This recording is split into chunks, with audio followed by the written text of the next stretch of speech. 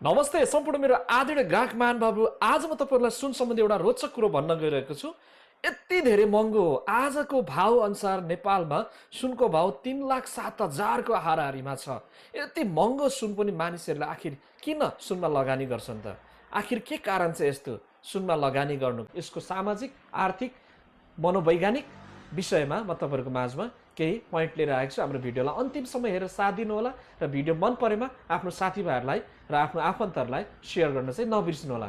एक नम्बर कुरो, सुन एउटा सुरक्षित लगानी हो, सेफ हेभन एसेट हो। जस्तो कि आर्थिक मन्दी, युद्ध, राजनीतिक अस्थिरताको बेला शेयर बजार र अन्य लगानीका क्षेत्रहरू डुब्न सक्छन्। तर सुनको मूल्य यस्तो हुन्छ र अझै सुनको मूल्य बढेर जान्छ, जसले गर्दा मानिसहरूलाई फाइदा हुन्छ। त्यसै कारण मानिसहरूले सुनमा लगानी गर्ने, सुन किन्ने गर्छन्। र दोस्रो नम्बर कुरो, मुद्रास्फीति, महँगी विरुद्ध सुरक्षा। जस्तो कि समयसँगै कागजको पैसाको क्रय शक्ति, खरिद गर्ने क्षमता घट्दै जान्छ, तर सुनको मूल्य भने महँगीसँगै बढ्दै जान्छ। जस्तो कि आजभन्दा 20 वर्ष 10 वर्ष 1 लाख पैसाको भ्यालु एकदमै कीमती थियो, तर अहिले आएर 1 लाख पैसाबाट एकदमै यसको भ्यालु, यसको शक्ति घट्दै गएको छ। तर त्यही समयमा 1 तोला अथवा 1 लाखको सुन किन्दाखेरि अहिले कति धेरै पैसा साट्न सकिन्थ्यो। यसरी समय अन्तरालसँगै पैसाको शक्ति, मुद्रास्फीति घट्दै जान्छ, तर सुनको शक्ति चाहिँ, सुनको भ्यालुएसन चाहिँ बढ्दै जान्छ। त्यसैले मानिसहरूले भविष्यको लागि, आर्थिक वृद्धिको लागि भनेर सुनमा लगानी गर्ने गर्छन्। तेस्रो नम्बर कुरो, तरलता, लिक्विडिटी। सजिलै नगदमा बदल्न सकिन्छ। सुनलाई हामी सजिलै रूपमा नगदमा बदल्न सक्छ। जस्तो तपाईसँग सुन छ भने तपाईँ विश्वको जुनै ठाउँमा गएर पनि तपाईँले यसलाई पैसामा साट्न सक्नुहुन्छ।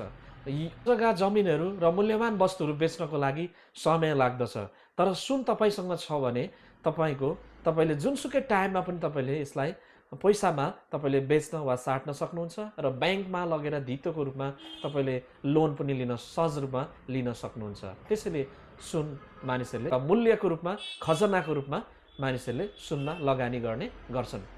र अर्को 4 नम्बरमा, गहना र सामाजिक प्रतिष्ठानको रूपमा मानिसहरूले, हाम्रो समाज विशेष गरी नेपाल र दक्षिण एसियालीमा सुन केवल लगानी मात्र होइन, सामाजिक प्रतिष्ठा, संस्कृति र परम्परासँग जोडिएको छ। विवाह, चाडपर्व, शुभ कार्य यस्तो बेलामा मानिसहरूले एउटा सुनलाई एउटा गहना वा उपहारको रूपमा एकले अर्कालाई दिने गर्छन् र एउटा समृद्धिको रूपमा, समृद्धिको प्रतीकको रूपमा लगाउने पनि गर्दछन्।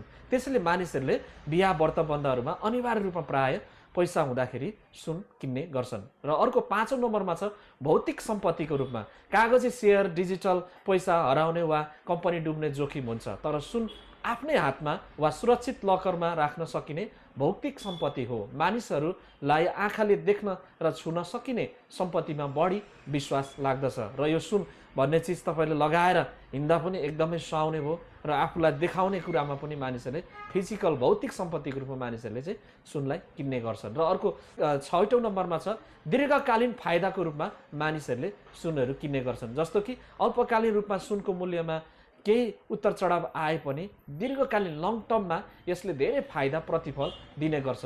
र इतिहासमा हेर्ने हो भने सुनको मूल्य कहिले पनि घटेको छैन, सधैँ प्राय जस्तो उकालो लागिरहेको छ। केही समय घटे जस्तो हुन्छ, तर सुन सधैँभरि बढिरहन्छ। र अर्को, सुन एउटा रिटेल सम्पत्ति पनि हो, पुनः सम्पत्ति पनि हो। जस्तो कुनै हामीले वस्तुहरू, कुनै बहुमूल्य चिजहरू किन्छौँ, तर त्यो बिक्री गर्न सक्दैनौँ, कसैले पनि किनिदिँदैन। तर तपाईँले सुन थोरै अंशमा, तपाईँले थोरै रुपियाँमा एउटा सुन थोरै गरेर जम्मा गर्नुभएको छ भने पनि तपाईँले भविष्यमा यसलाई सही लगानीको रूपमा लगानी गर्न सक्नुहुन्छ।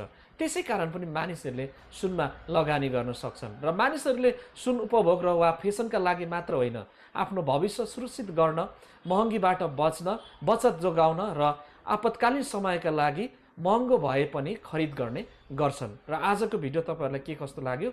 सुन सम्बन्धी मैले केही रोचक भिडियो तपाईँहरूको माझमा निरन्तर रूपमा लिएर आएको छु, र भिडियो मन परेमा र आफ्नो साथीभाइ र आफ्नो आफन्तहरूलाई पनि सेयर गरेर सुन सम्बन्धी, सुनका महत्त्वको बारेमा आफ्नो साथीभाइहरूलाई सेयर गरिदिनु होला। र यति भन्दै बिदा हुन चाहन्छु। हस्त, नमस्ते, शुभ दिन।